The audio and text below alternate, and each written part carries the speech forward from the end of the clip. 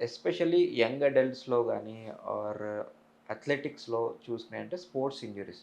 హ్మ్. Sports ఇంజ్యూరీస్‌లో ligament tears గానీ, rotator cuff injuries గానీ, టెండాన్ టేర్స్ వీటి వల్ల వాళ్ళకి షోల్డర్ పెయిన్ వచ్చే అవకాశం ఉంటుంది.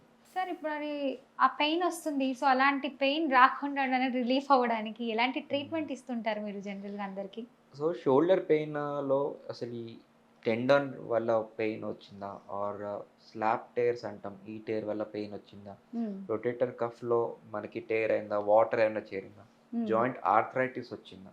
సో, ఇవన్నీ లేదు ఫ్రోజెన్ షోల్డర్ వచ్చిందా అని నిర్ధారణ చేసుకోవడానికి మనకి ఎక్స్‌రే గాని, అల్ట్రాసౌండ్ గాని, ఎంఆర్ఐ ద్వారా మనకి లోపల స్ట్రక్చరల్ డ్యామేజ్ ఏముందో లేదో తెలుస్తుంది. హుహు. దీన్ని బట్టి మనకి ఎటువంటి ట్రీట్మెంట్ తీసుకోవచ్చు, సర్జరీ అవకాశం పడుతుందా, ఆర్థ్రోస్కోపీ ద్వారా, కీహోల్ సర్జరీ ద్వారా ట్రీట్మెంట్ చేసుకోవచ్చా? లేదు అంటే పెయిన్ మేనేజ్‌మెంట్ పద్ధతి ద్వారా రీజనరేటివ్ థెరపీస్ కానీ, ఆర్ జాయింట్ ఇంజెక్షన్స్ కానీ వీటి ద్వారా వాళ్ళకి ఉపశమనం కలగవచ్చా ఒకసారి చూసుకోవచ్చు.